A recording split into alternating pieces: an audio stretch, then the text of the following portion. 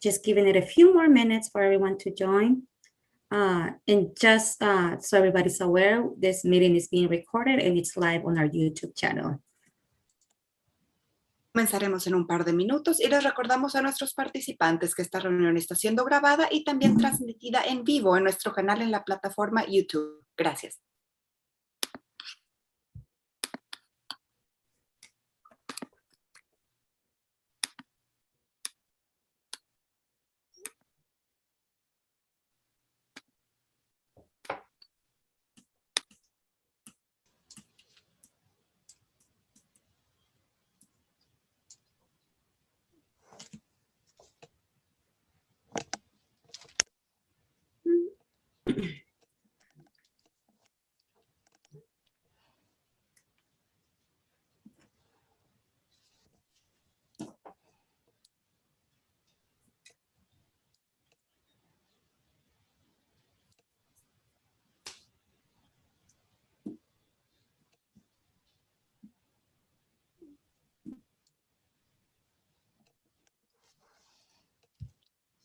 Okay, so just in the interest of time, we're just gonna begin. Welcome everyone to the permitting process and public engagement meeting with the Air Pollution Control District. My name is Monica Melgoza, and I'm the Outreach Program Coordinator with the Air. The purpose of this meeting is to learn more about the current permitting process within the district, the different types of permits, and how to better engage with you, the public. For now, I'm going to turn it over to our interpreter, Frida Bloom, who will go over the instructions on how to join the interpretation channel. Thank you, Ms. Melgoza. Buenas tardes a todos y bienvenidos a esta sesión. Mi nombre es Frida y seré su intérprete para esta reunión. Good evening, everyone, and welcome. My name is Frida, and I'll be your interpreter for this session. Daré este mensaje tanto en inglés como en español. I'll give this message both in English and in Spanish. In order to provide language access, this meeting will have simultaneous bidirectional interpretation into English and Spanish. If you're bilingual, you don't have to do anything. But if you're not bilingual in English and Spanish and you're on your laptop, please locate the icon shaped like a globe at the bottom of your screen, click on Language Interpretation, and then select English. If you're on your phone or an iPad or a similar device, then locate that three-dot menu in the upper right corner of your screen, click on Language Interpretation, and then select English. When you speak, do so at a moderate pace because the interpreter is going to be simultaneously interpreting everything you say. A efecto de proporcionar acceso lingüístico, esta reunión va a contar con interpretación simultánea bidireccional al inglés y al español. Si usted es bilingüe, no tiene que presionar nada, pero si usted no es bilingüe y está en su computadora, localice el icono en forma de globo en la parte inferior de su pantalla, haga clic en Interpretación de idiomas y después seleccione Español o Spanish. Si usted está en su iPad, su teléfono o un dispositivo similar, entonces localice el menú de 3 puntos o que dice More en una de las esquinas de su pantalla, haga clic en Interpretación de idiomas y después seleccione Español o Spanish. Cuando hable, hágalo en español. El intérprete estará simultáneamente interpretando todo lo que usted diga. Gracias. Thank you. Thank you so much, Frida, for that. Again, everyone, welcome to the Air Pollution Control meeting on permitting process and public engagement. This meeting is being recorded and it's available on YouTube channel. And now I'll turn it over to Mayani to begin our presentation. Good afternoon, everyone. Thank you so much for joining us this afternoon. We really appreciate your time. My name again is Mayani Luther. I am the Deputy Director for the district, and I oversee the compliance and engineering divisions. I would like to also introduce Mosa Nazemi, who is our Chief of Engineering. In 2019, California Assembly Bill 423 amended state law to restructure the governing board of the San Diego County Air Pollution Control District to increase transparency and public engagement. One of the mandates in 423 requires the district to prepare a report that summarizes permitting actions to assist the district governing board in considering amendments to district rules to ensure that the rules provide adequate opportunities for public comment related to permit applications. So as required by 423, Assembly Bill 423, the district has prepared a draft of this permitting report and posted on our website. But we are here today to discuss this draft report, answering your questions, and most importantly, to get your input on how we can enhance public engagement during the permit application process. Next slide, please.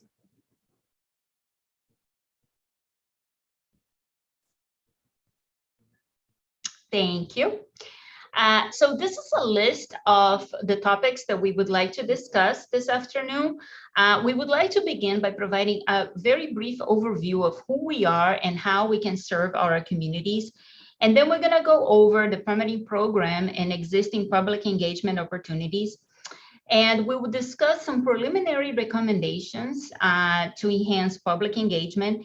And then we're going to open up for your questions and your input on how we can more effectively promote public engagement. Next slide, please. Thank you. So the San Diego County Air Pollution Control District is the local air pollution control agency that regulates sources of air pollution within San Diego County. Our mission is to improve air quality to protect public health and the environment.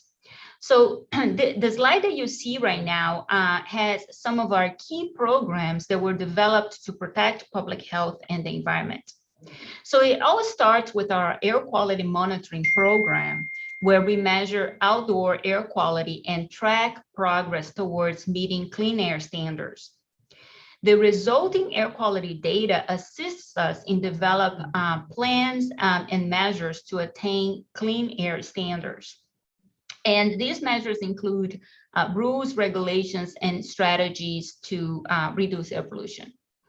Equipment and operation that can emit air pollution are required to obtain a permit from us. And the permits that we issue have conditions to ensure ongoing compliance. The sources that we regulate are also subject to regular inspection so we can verify ongoing compliance. The district also offers incentive funding to further encourage the use of clean technologies sooner than what is required by regulations. In 2020, our previous board directed the district to implement an environmental justice program to ensure environmental justice and equity is integrated into all of our programs. I would like to now, before I turn to Mohsen, I just wanted to make sure that, I mentioned that the focus of this meeting today is to discuss our permitting program as it relates to this draft report that we prepared. So I'm going to now turn to Mohsen Azemi, who is our chief of the engineering division, and he's going to go over our permitting program and discuss the existing opportunities that we have for public engagement and what we are proposing currently to enhance public engagement. Thank you very much. Thank you, Mayani, and good evening, everyone. Welcome to the San Diego County Air Pollution Control District informational meeting. My name is Mohsen Nazemi, and I'll just brief you, walk through some of our permitting programs and give you some information, and then we'll open it up to the main part of this meeting, which is to get input from you all who are participating. And again, thanks for being here. I know it's your private time and family time that you're spending here. So under the state law, the district has authority to permit operations at stationary sources.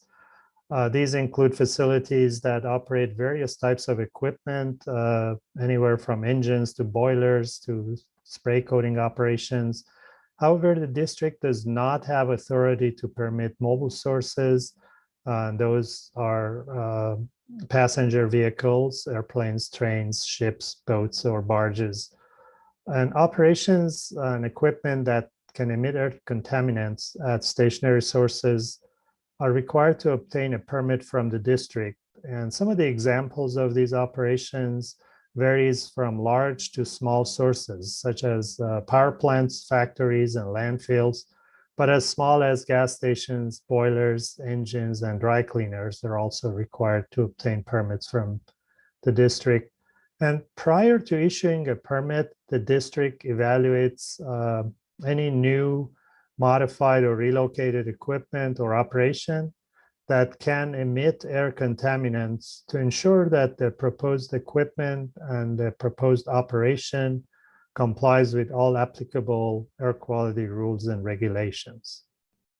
You have the next slide, please. So this slide shows an overview of our permitting process. The process begins with an application for a permit that the company submits, as you see to the box to the left. And the district then conducts a review to determine whether or not that application is complete, to ensure that all of the necessary information has been submitted along with the application to allow for the district to perform an evaluation. Once the application is deemed complete, then the district evaluates the proposed project and the resulting emissions associated with operating that project.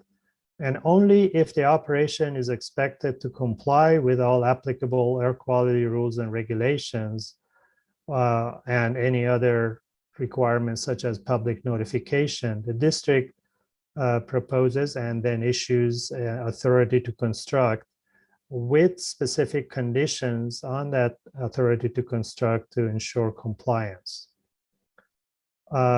In some instances, as I mentioned, there may be a requirement for public notification, and I'll cover that prior to issuance of their authority to construct, so you know what type of equipment requires that presently.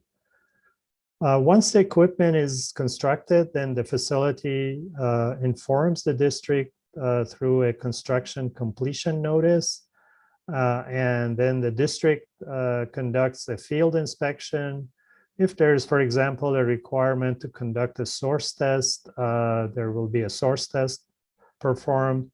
And the purpose of that is to determine whether or not the equipment has been constructed and installed according to the authority to construct that was issued, and it's operating in compliance with all of the applicable rules, air quality rules and regulations. And if that's the case, then the district issues what's called a permit to operate with conditions to ensure ongoing compliance. You can have the next slide, please. This looks like a busy graph, but it is a graph that shows the total number of applications received by the district over the past 6 years. Even though the focus for AB 423 was calendar year 2020, we thought it would be helpful to give you a perspective so you know whether or not there had been any changes with respect to the volume of applications coming in. On the average, the district receives and reviews and processes approximately 40 permit applications per month and about 500 applications per year. And that's kind of how it's distributed. Some months you see more than others, and that depends on the economy and some other maybe rule requirements that requires certain type of application to be submitted by a certain date. You can have the next slide, please. Thank you. This graph then shows the number of applications by equipment type. And as you can see, how many of different type of application and received and processed by the district.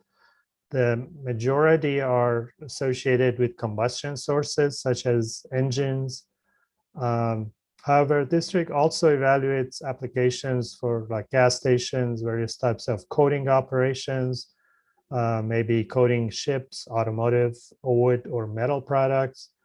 We also process applications for mineral industry, such as aggregate, asphalt, or concrete batch plants, and also some types of treatment and remediation where the soil or the water is contaminated and the applicant applies to use equipment to remove the contamination from soil or the water.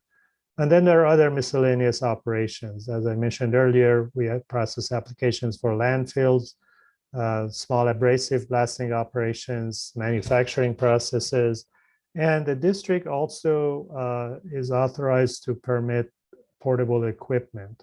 Portable equipment can be permitted at the state level under a registration program, or at the district under district's registration program, or permitted as operating at a stationary source. Now, the other thing that this slide shows is also the Title V applications. Title V refers to the Title V of the Clean Air Act. It was the amendment that was made to the Clean Air Act in 1990 and required certain larger facilities to obtain a federally enforceable operating permit. This requirement applies to major sources of air pollutants and some of other specific type of sources, such as power plants that are subject to the acid rain program and other toxic sources that are subject to different federal standards. And therefore, these types of facilities, they would have to apply for an initial Title V permit, and then subsequently any revisions that are made at the source will be subject to a revised permit. And there are also requirements for renewing these permits every 5 years. And I have the next slide, please. So after looking at the permitting process, let's take a look at how our existing program provides opportunity for public engagement during the permitting process. One of the district rules is Rule 15, Permit Process Public Notification. This rule was adopted in 1990, the same year that the Clean Air Act was amended, interestingly. And it was intended to provide the public with an opportunity to receive copies of permits for permits or projects or facilities that they're interested in upon issuance of these permits. However, the rule could be updated to reflect current electronic means of notification, as well as some of the other additional opportunities for meaningful public participation during the permitting process. May I have the next slide, please? Under Assembly Bill 423, there's a requirement that the district by July 1st of last year, post all permit applications within 3 business days of the receipt and accept and consider all public comments received before taking final action on approval of the applications. As required by Assembly Bill 423, the district has been posting permit applications on its website. And as shown in this slide, to view the permit applications, you can go to www.sdapcd.org and click on I want to, and then select permit applications. And that's how you can look at permit applications received by the district. May I have the next slide, please? So there are certain existing local, state, and federal requirements for public notification related to permitting actions. Local news source review rules require public notification for certain projects that have high concentrations based on what's called an air quality impact analysis. It's a modeling analysis that shows what the impact of the emissions are at ground level downwind. State law also requires public notification for any new or modified source that proposed to increase their emissions and is located within 1,000 feet of a school. The notice must be provided to parents, all children attending school within a quarter-mile radius, and that is a part of the state law. And then there's also federal regulations that require public notifications for Title V sources.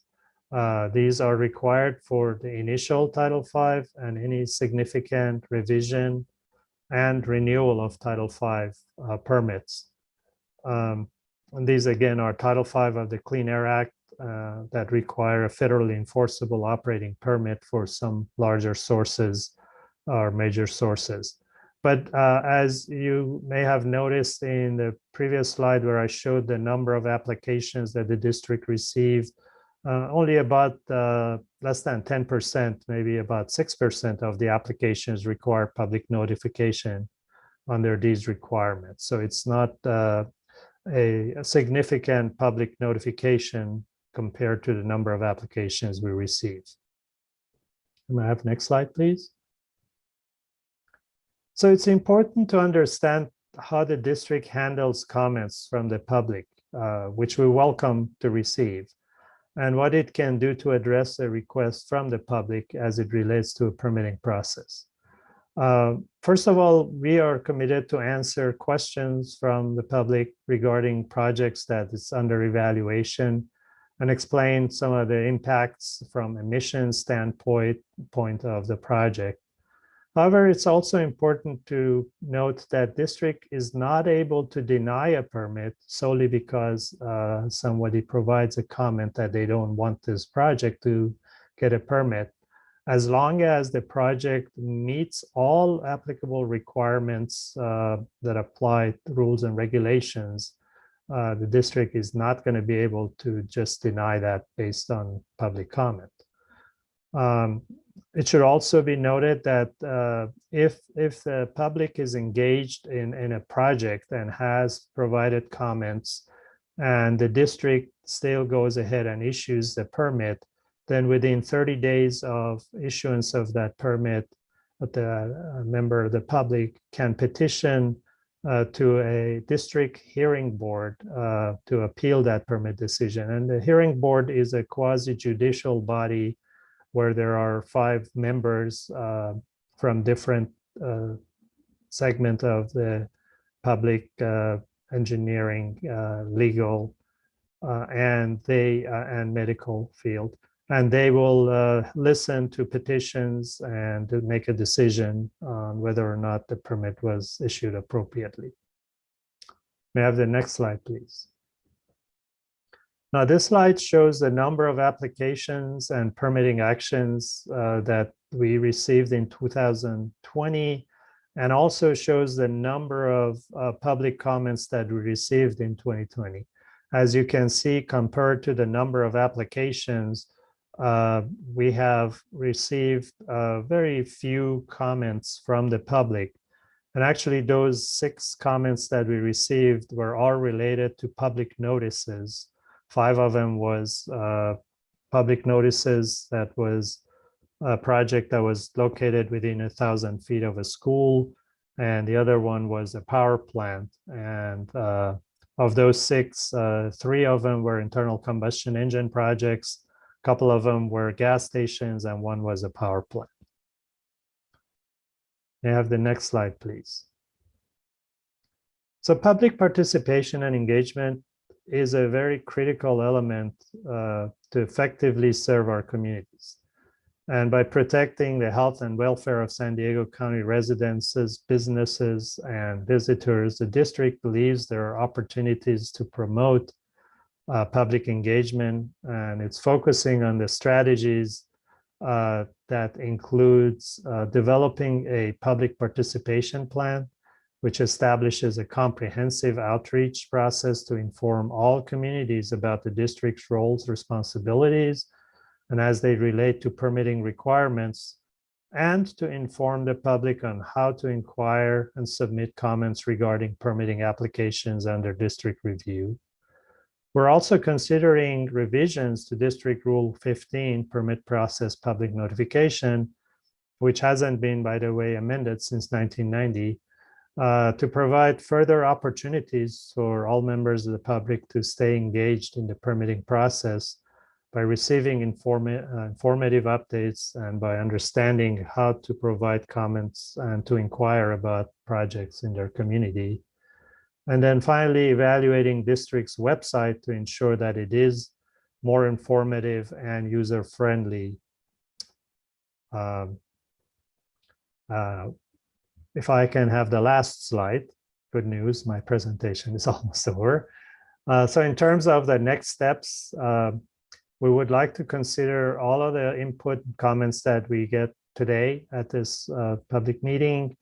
Additional comments can also be provided the way, and we encourage anybody to, even whoever provides comments tonight, to also provide them in writing by August 20th at the email address shown on this first box, apcdengineering@sdcounty.ca.gov.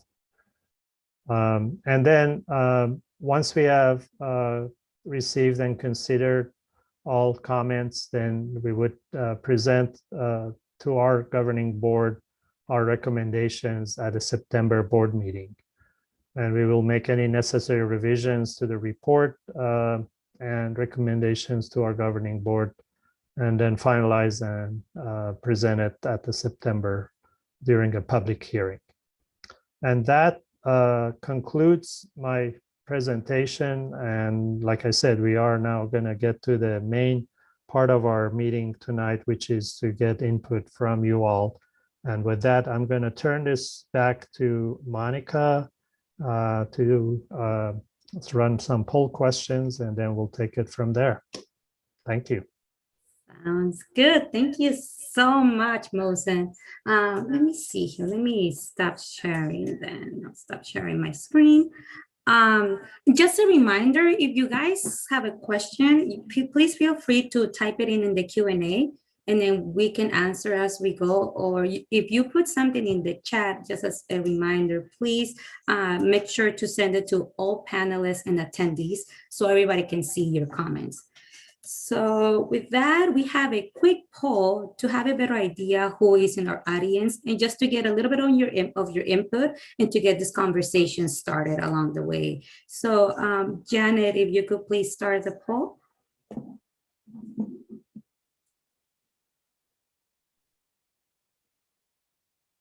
Here you go. Thank you. So there's a few questions, and a few of the answers says gives an option of an other. If that's your answer, we ask you to please just put the number and type your answer in the chat, and just make sure to send it to all panelists and attendees so everyone can see. But there's only like 2 or 3 questions that give that option of other. Or if you have any additional comments, just please make sure to put the question number and then just type in your comment in the chat. So if everybody who is participating can please answer these 2 questions with multiple choice and hit submit at the bottom, we will get your answers. Yeah, there's actually 6 questions. So make sure to scroll all the way down. Oh, I'm sorry.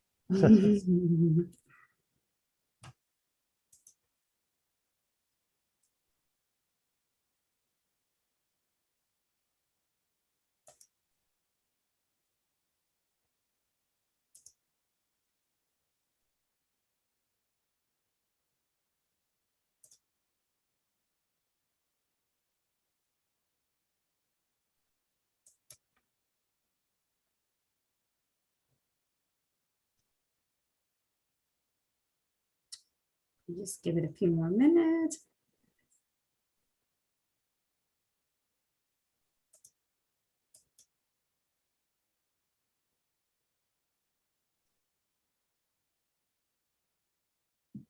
Or Janet, if you can let us know how many answers you're receiving, or if we need more time.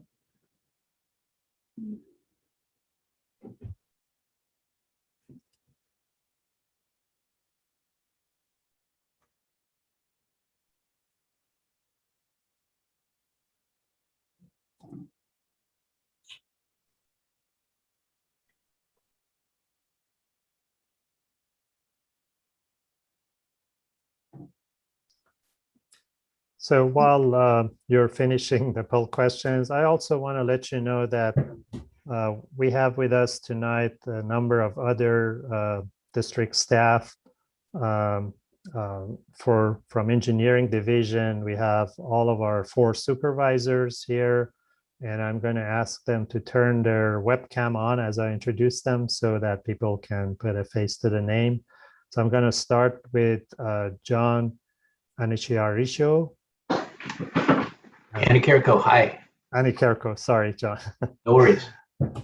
Um, Jim Sweeney, Evening, everyone. Nick Horace, How's it going? and then the newest member of Engineering Division Supervisors is Jonia Lofgren. Hi, everyone.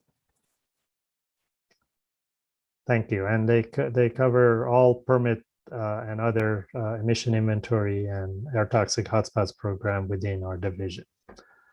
So back to Monica and Janet. That's good. Thank you so much, Milton. I think, Janet, you think we completed a lot of the answers? Did you get all the answers for the poll?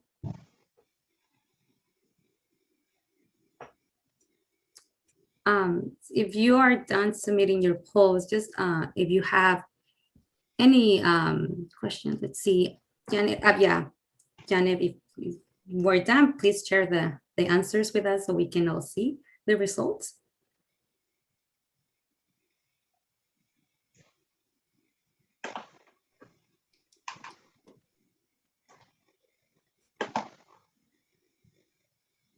There you go. Okay, thank you.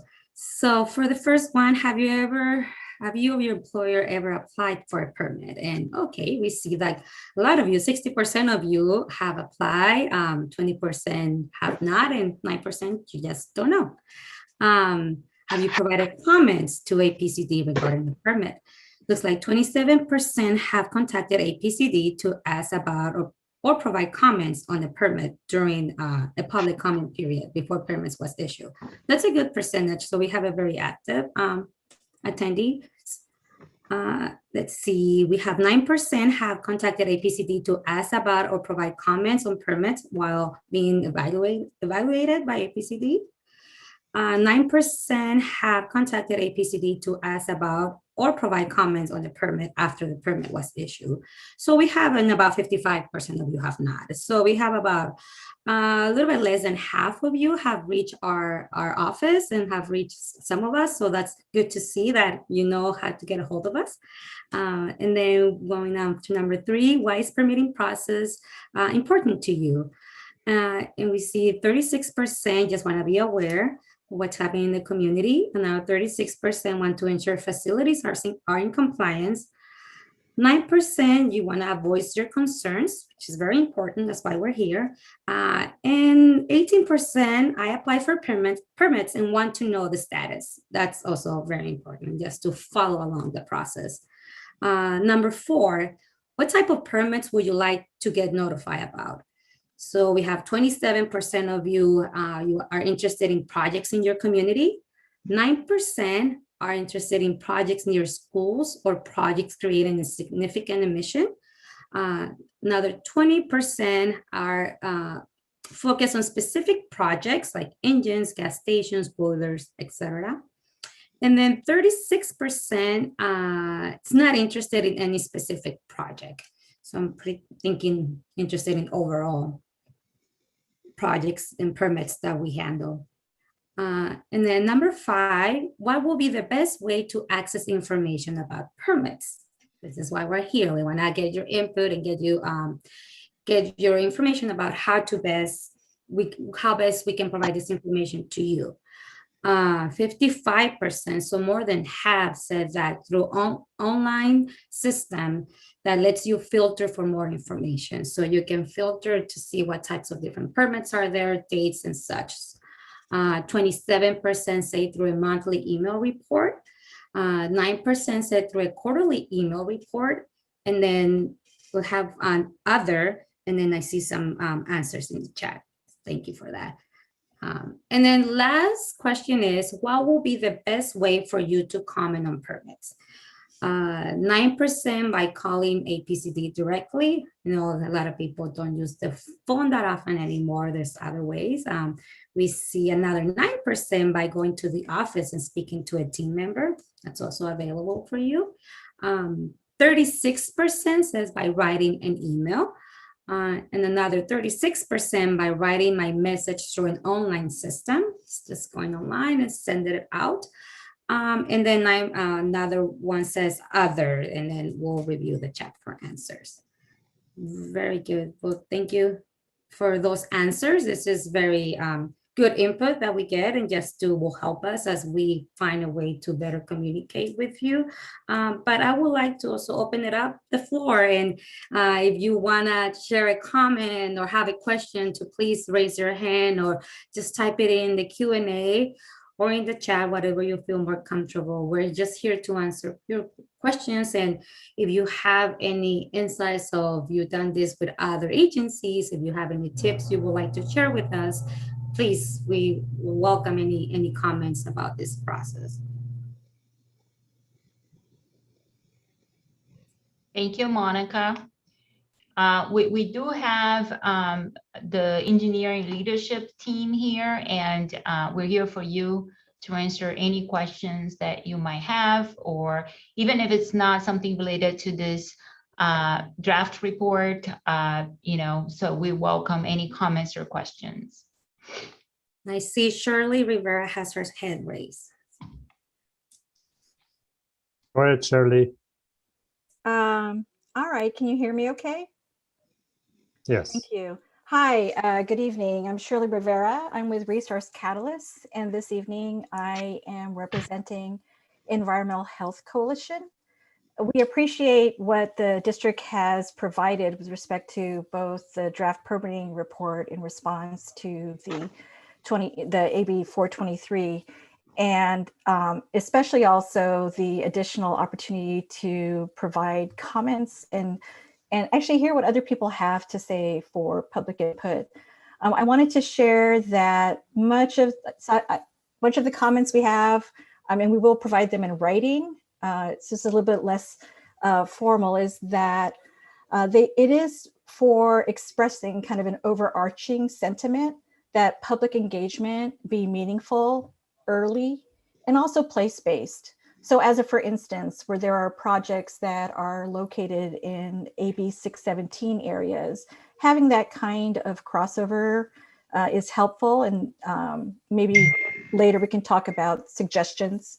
Another comment is just that the residents do have a right to know what the pollution sources are in their communities, and the right to participate in the decision-making process related to the quality of their air and health. If that was a timer for the limit of how much I can comment, I will stop. I heard a tone. No, you may continue. Sorry, Shirley, that was my phone. I apologize. No worries. I think we have a lot of time, and unless we have other folks that wanted to ask any questions or provide comments, we're here for you. Okay. I'd like to make a quick comment. This is just off of the presentation. There was a slide that Mosen presented with the permitting process. I believe it was slide 5. I actually suggest that perhaps that slide can be used to replace the flow chart that's in the report. What I like about the slide for the permit process is that it provides a little bit more detail, and in the report, you have where, I'm sorry that I haven't pulled it up here. It's on page 5. You have the 30 days and the 180 days contiguous, which gives the appearance that it's 210 days from permit application submittal to authority construct issuance. But you can see that, between the completeness demonstration, determination, sometimes that can go beyond 30 days if an application is incomplete. So, I'm wondering if either the flow chart on figure 5 in the report can be updated, or this one can be provided. So they're the same. I know they're the same, but I'm not sure how you want to do your, the 30 days and 180 should not be contiguous, I guess is my comment. We can clarify that. Thank Yeah. you. Yeah, it is, the process, there are certainly different paths of this process depending on, if the application is complete or not, as you said. So we can certainly clarify that. Yeah, and then there's one other nuance to this. There is that option if after the 180 days that there is a agreement to extend that. I believe there's a rule 18 provides for 90 days, up to a 90 days extension of that. What is it, 18B? So maybe the narrative, or I'm not sure, because I know that it's not common, but it is an option that would at least inform the public that they have that same kind of flexibility. And the only other comment I have about figures, similarly for figure 7, the same idea about the contiguous time frame. What is it, 30-90? And so basically to split that up, because the application might not be determined complete within the 30 days, and the 120 days is not necessarily representative of the potential duration of an application timeframe. Does that make sense?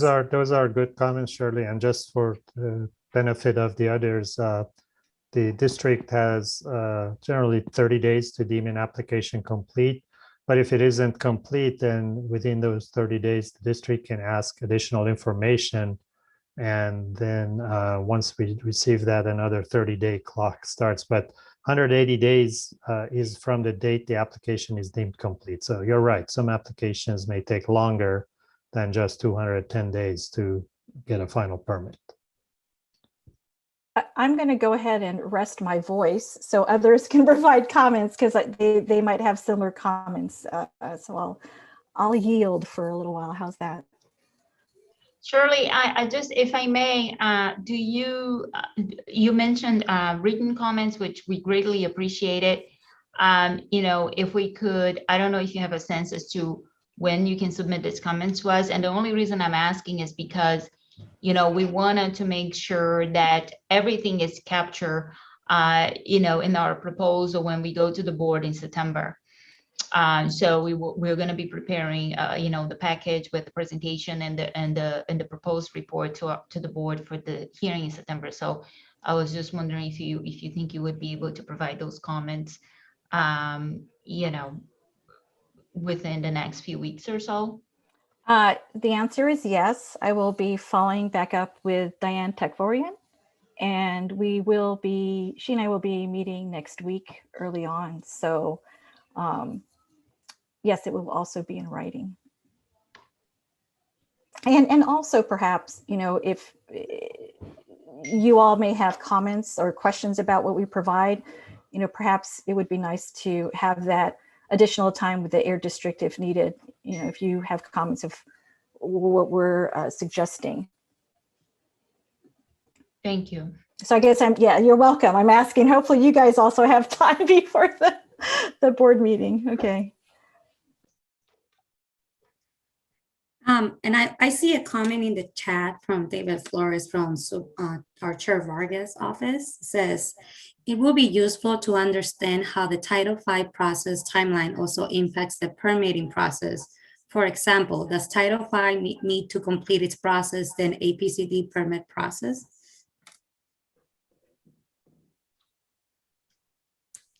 I can give a little bit of information, and please, Miney and Nick, feel free to jump in.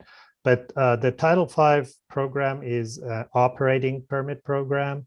So generally, when an application is submitted for construction of a new equipment or modification, that permit is initially not a Title V permit. So the construction of equipment can be completed with the non-Title V permit, but once equipment is constructed, that operating permit is their Title V permit that needs to be revised. And the timeline for Title V permits revisions can be longer because of especially if it's an initial or a significant revision or renewal, because those all require the 30-day public comment period and a 45-day United States EPA, federal EPA review process. So those types of Title V permits typically take longer to be finalized because of those processes. And there may be a request even for a public hearing that would add additional time to the approval of the permit. And just for more context, so only about 30 sources in San Diego County require Title V permits, because the requirements under Title V, they apply to major sources in general and very specific sources. And so we only have about 30 sources that are subject to Title V requirements. So I just wanted to provide that additional context. Anything to add, Nick? Nick Horace is our Title V expert, so I'm not sure he has anything to add to what was said. Yeah, I think you covered it pretty well. I think the most important thing to, I kind of think of it as what we're usually doing in the Title V process is we're taking all that review that we did through our normal process, for the normal operating permit, and kind of putting it all together into one big permit that then is issued to the facility. It goes through that public comment period and EPA review period. And then, there are some additional requirements that have to do with monitoring, reporting, record keeping that are separate as part of Title V. But generally, there isn't a lot of additional requirements due to Title V. It's really just summing everything together into one permit that lists all of the requirements. Thank you, Nick. Thank you. Very informative. And So there's we have- another question on how do we handle like-kind replacement permit application? Do we still have to make public notification? I think the answer from my perspective is it depends. When it is replacing exact identical piece of equipment, typically it does not require public notification. But if, for example, what a lot of the power plants had to do throughout the state, up and down the state, was they used to operate utility boilers that were utilizing ocean water for once-through cooling, and because of the requirements to stop the once-through cooling, they had to utilize some other type of cooling system. And because of the need for peak demand for power, a lot of the power plants shut down their utility boilers and instead put in gas turbines that they can bring online in like 15 minutes to respond to the demand. Those are some may call them like kinds, but those are definitely not the like kind that would be exempt from public notification and other things. Also, if they take like one boiler out and put in two boilers instead, those are not considered identical replacements. Yeah, so like-kind replacement only applies to certain types of project, but I just wanted to mention that Assembly Bill 423 required the district to post all the applications that we received on our website. So while some applications are not subject to public notification on the regulatory requirements, all the applications are posted on our website right now. And there are a couple of follow-up questions, and maybe it's easier to answer the second one first. For a like-kind replacement, yes, there is still an application required. There is can't just do it with a letter. But as far as the other question about Title V, as many of you know, the county has been redesignated effective July 2nd to severe ozone non-attainment, and therefore the difference between the previous designation and the new designation is that the definition of a major source has changed. And so under the severe non-attainment, a major source is defined as a facility that has the potential to emit 25 tons per year of either volatile organic compounds or nitrogen oxides, which are precursors to ozone. We think there will be additional Title V applications required. How many at this point, we don't believe it'll significantly increase, like double or triple the number of sources. But yes, there will be some additional Title V sources that will come into the program. And we have a hand raised from John Alvarado. If we can please unmute him.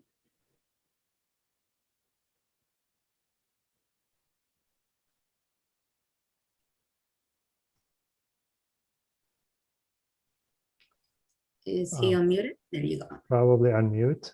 Yes. Hi there. Yeah, my name's John Alvarado, and my question is this. So you have a process, and hopefully everything goes well, but what happens if something really gets out of hand? What happens to the community that's affected by that? What recourse is there, if any? And you know, I guess I'm talking a lot having to do with AB617, where there was a lot of unknowns at one time, and then all of a sudden, here we're dealing with something that no one could even really imagine. How does the city handle something like that? You know, is that something at a state level, a city level? How does that work out? So maybe I can start. Thank you for your question. That's a great question.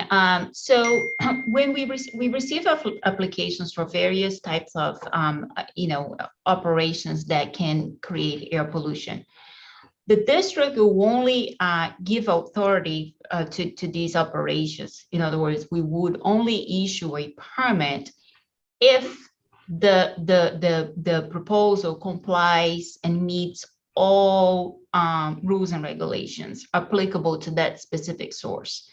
So if, for example, we get an application for a piece of equipment that will not comply with our you know, rules and regulations, then we would deny that application and that project will not be able to move forward.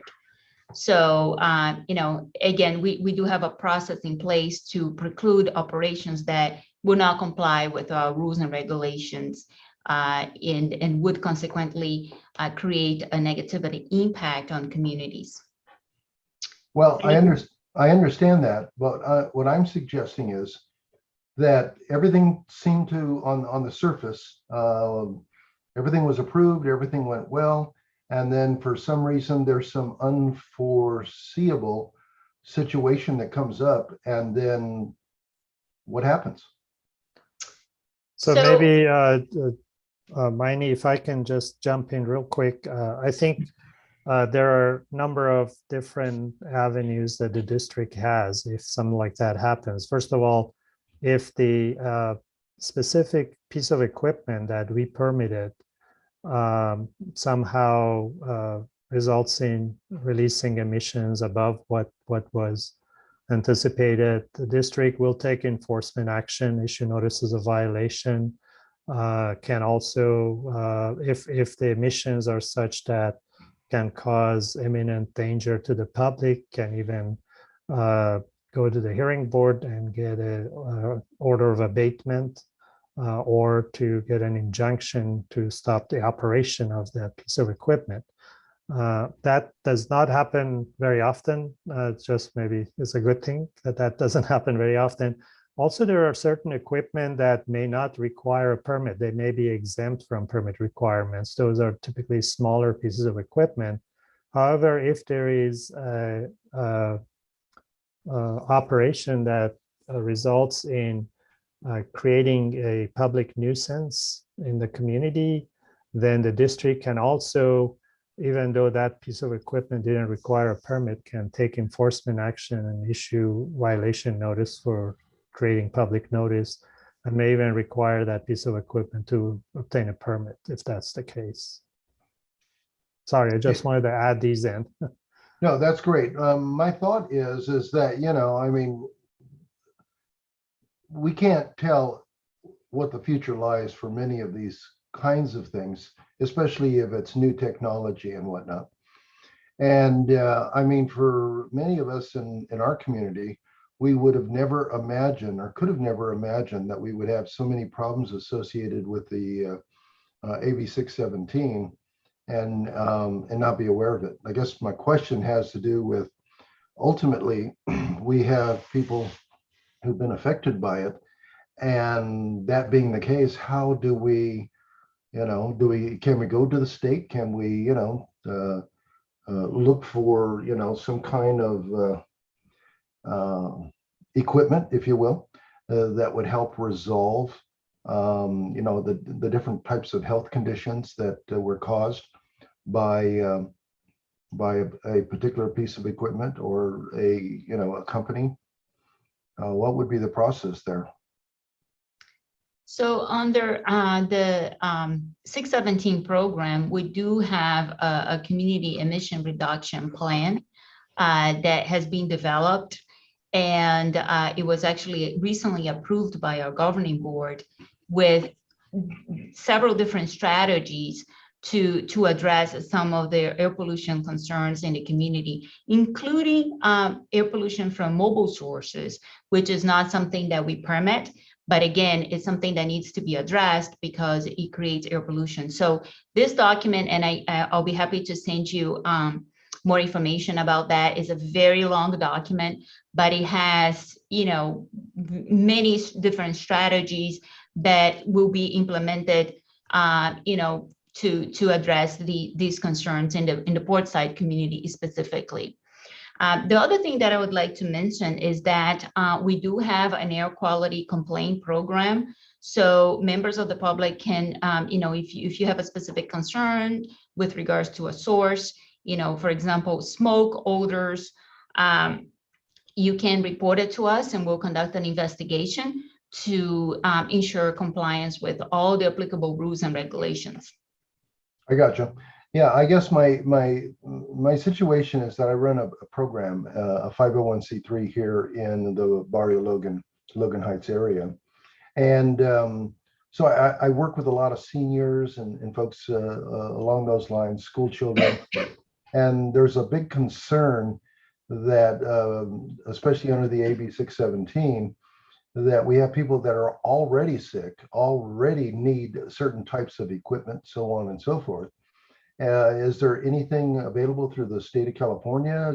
Can you write it off on your state taxes if you need medical equipment and whatnot to, essentially write off equipment that might be needed by individuals who are already sick?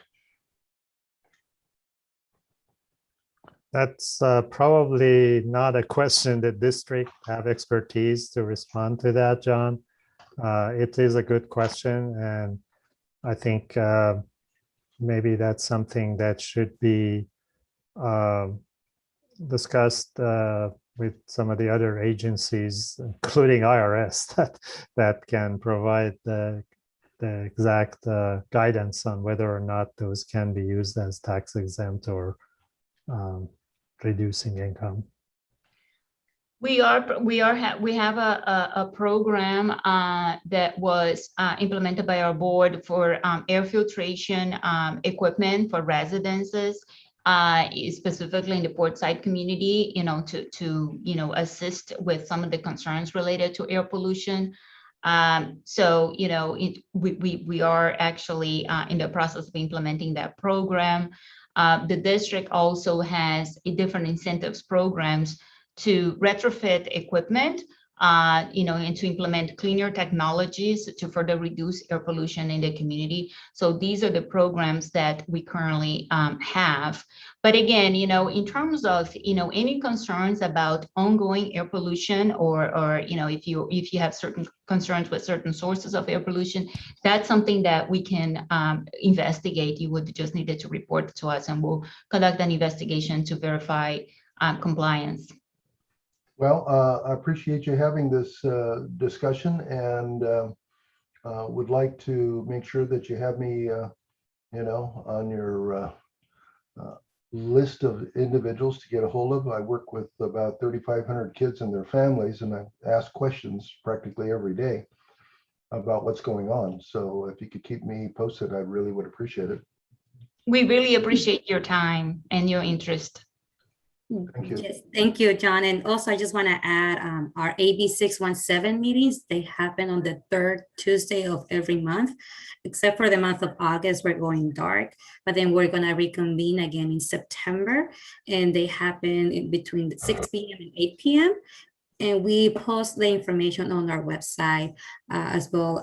So you can find the link there. It's a Zoom link to register and to attend and to bring up all these concerns that you have and ideas. Because like Mayani mentioned, we have the incentives program, we have grants that we receive from the state, and we're in the process of figuring out how to best invest that money and where to apply that. So it sounds like you talked to a lot of the community in that area. So it will be good to get your input and to know where can we invest that, that's what the meetings are there for, just to hear from the community. So thank you. Yeah, for we're that. gonna put, Monica, can you put on the chat where the link to the 617 steering committee, because we're always welcoming members of the community to be part of the steering committee, to help us making these decisions. So we are creating a very inclusive process, and we very much wanted to hear from the community in terms of, what the needs are to address these concerns. So, if you are interested in joining this steering committee, it sounds like that you have a lot of knowledge with regards to the challenges that the community faces. So we would welcome you to be part of this committee if you're interested. So yeah, so Monica, can you, she'll put the. She already put it in. Oh, cool. Yeah, she's too fast. Yeah. She's ahead of me every time. And I also, unless there's another question on permits in particular, I just wanted to add something as well. In some instances, when there is a facility that has not complied with rules and regulation, has been subject to notice of violation, as part of the settlement of that violation, the district has also looked into supplemental environmental projects that is not just a monetary penalty that the district collects, but actually has the source invest in community in terms of helping to provide better data, information, monitoring, or health protection. And do we answer all the questions on the chat? I thought there was a question on like-kind, whether like-kind applications needed an application. The answer is yes, and there are some fees that are also required with those applications. So I apologize if that was already addressed. I'm just going over here, making sure we address all the questions. If we miss anything, please let us know. Well, I see No, Shirley. I did already mention that we do need an application. Okay, sorry. Thank you for reiterating it. And we see Shirley. Okay. Yeah, I just want to make the one comment, and it is, I guess, somewhat related to permitting, is as you're developing whatever resources you'll have on your website where you can connect the dots of how permits are related to AB 617, and all of the other programs. I think that will help people, the public, and more importantly, this is the main comment, is also to maybe if you could talk a little bit about the public records request process, because I think by the time a permit is being proposed, it's quite a learning curve for the public, and to some extent there might be some usefulness for those who may have a keen interest in their area to be able to understand the information better, to understand, like, for instance, when you talked about how would people like to get information, and I had commented that it would probably be other, the website, talking to the people at the air agency, because not everybody is an air quality expert, or not that the public is expected to be, but I think at least the languaging can start to be more common, perhaps, by the time the notification. So I'm curious if you think how you think the public records request process can help, or maybe it's, I don't know, I'll stop. I don't know if other people who are at this workshop also have used it and found it meaningful. I will say I have found it meaningful when I have used it. And I have found the district responsive. So there you go. Thank you, Shirley. You're I think welcome. from our perspective, it's true that, the public information request avenue is available to anyone, but we feel that we needed to have that information readily available. And it needs to be available in a manner that is clear for the public, so that they can just go to our website and look things up based on zip codes, and so that they can identify what's going on in their community. We shouldn't expect the public to have to submit a public information request to us, because a lot of us don't know what we don't know. So I think that there are community members that don't even know what to ask. So I think that we recognize that there are opportunities to enhance, our website, to make it more user-friendly, to have more maps, and, have information readily available with regards to permits and enforcement actions and other things. And I think that Assembly Bill 423 is promoting that, and we are working towards that. There are also some opportunities for, outreach opportunities, so that, it's exactly what you said. A lot of what we do is technical. And so we needed to break it down and be able to effectively inform the communities what we do, how we do, when we do things.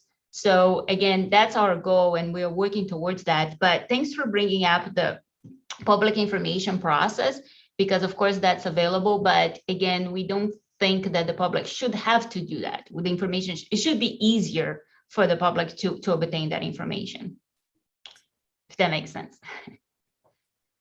And I was gonna read Joy's comment, but I see her hand is raised. So if we wanna unmute Joy and let her speak. Hi, good evening, everyone. Thanks for the workshop. I just wanted to agree with Mayani's last comment, really. I personally have always had good experiences with the public records process. Cynthia Gould was awesome, so responsive and prompt and everything. But I agree that being able to get information off the website would be easier and would enhance the public's ability to get information on what's in their own area, what are all the permits, what are the emissions, and to be able to not just have to list individual facilities, but to maybe be able to look at a geographic area, like what's in my neighborhood, what's in my zip code or something like that. So just wanted to mention that. Thank you, Joy. Thank you, and thank you for having the workshop tonight.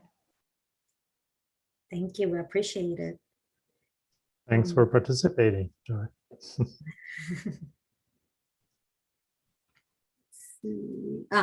Shirley?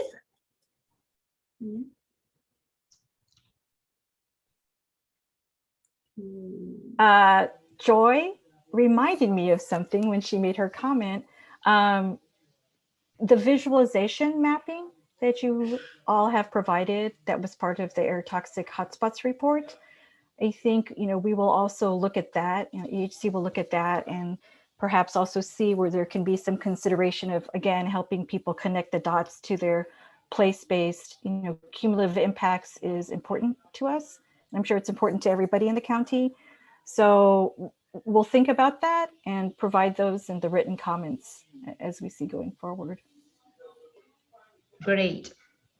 Yeah, we find a map, it's certainly a very useful tool, and most people appreciate, seeing things, and be able to find things depending for various areas within the county. So we are certainly trying to expand our capabilities to publish more, use more GIS functionalities and things of that nature to just make information readily available.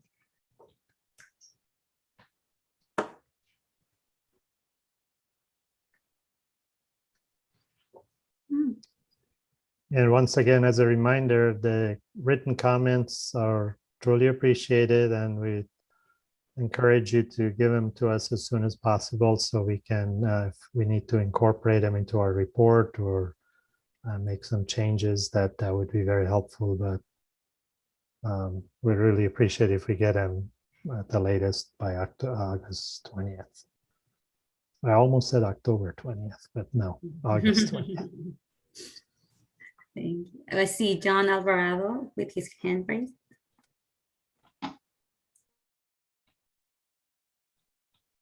Can you hear me? Great. I had another question. Are there any studies that show, not too many people know about this, but, having been around the water most of my life, we've always known that the smog and all the emissions and whatnot from the LA basin and other areas between here and there, when they come down the coast, okay, there's quite a bit of pollution there.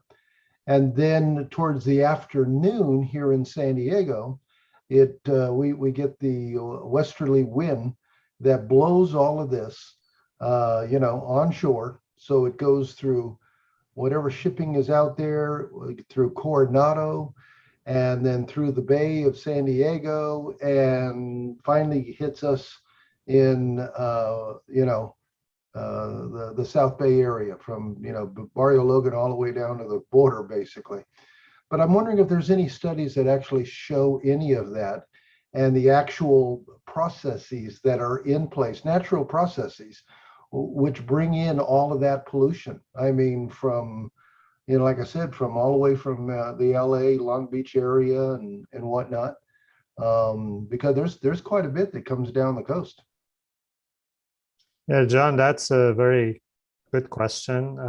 There are a couple of things. There are transport regions or corridors that are established based on monitoring data that the federal and state and locals collect. Some of these transport regions, for example, in the Bay Area, I know that there is some transport of pollution between the Central Valley and the Bay Area regions, and that's because of the wind patterns, like you mentioned, even though they're under two different air pollution control agencies, but there is the element of pollution doesn't see borders, and it moves from one air quality region to another. There was also studies at some point that showed even fine particle emissions coming across the continent, coming from far east across the ocean into the North American coastal areas. So I'm sure that there is, if you look at the wind patterns and the ship traffic coming into the ports of Long Beach and Los Angeles, those are the two largest ports where 43% of all commodities that comes into the United States comes through those two ports. There are some transient type emissions that can impact coastal areas up north and south of Los Angeles area. Some of those are not type of sources that the local air pollution control district has any control over, and some of it not even the state has it. There are more federal sources. But I'm not telling you exactly which study there is, but there are studies that have shown that there are impacts associated with transport of pollution from one region to another. Correct. And then we do have our monitoring. We have a monitoring program here at the district with the monitoring stations throughout the county to, essentially, do exactly that. Just get the data, make sure that we have a clear understanding as far as, how we are being impacted by what's in the air, essentially. And then besides that, again, going back to the 617 program, I had previously mentioned the emission reduction plan that we recently adopted. But we also have a monitoring plan where, it's more focused on, community-based monitoring, so that, and that's for the portside community, so that we can have a better understanding as to what's going on in the port side, in terms of, emissions and how that can impact the community. So I definitely think that, we would really enjoy having you as part of this monthly meetings that we have under the 617 program, because it sounds like you have a lot of knowledge and a lot of ideas on what can be done for the community. Well, I want to thank you also. Too often we talk about the community in third person. Just so that you know, I was born on Logan Avenue 71 years ago, and my family's been here for a little over 130 years. And for me, it's not community, it's family. And with that, I say, have a wonderful night. God bless you. And let's do something for this community that truly matters. Thank you, John. Thank you. Thank you, John. Really appreciate that comment. I don't see any other hands. There were a few comments that were put in the chat, not actually questions, but I'll read them out loud. It says, the public certainly is interested in individual facilities, especially large ones, in impacted communities with multiple air pollution sources. They are very interested in the cumulative impact of these resources. And then a suggestion that says for the report revision to clarify, San Diego APCD does not include permitting sources on the 18 tribal reservations in the county. It is the responsibility of the federal EPA. Thank you for that. And then another comment, interesting info in the report. It will be interesting to see one graph of frequencies on number of permits per facility. A map of permits will be useful also. And then that's all the comments I saw. And I don't see any other questions or hands. Thank you, Monica. And those are all very good comments.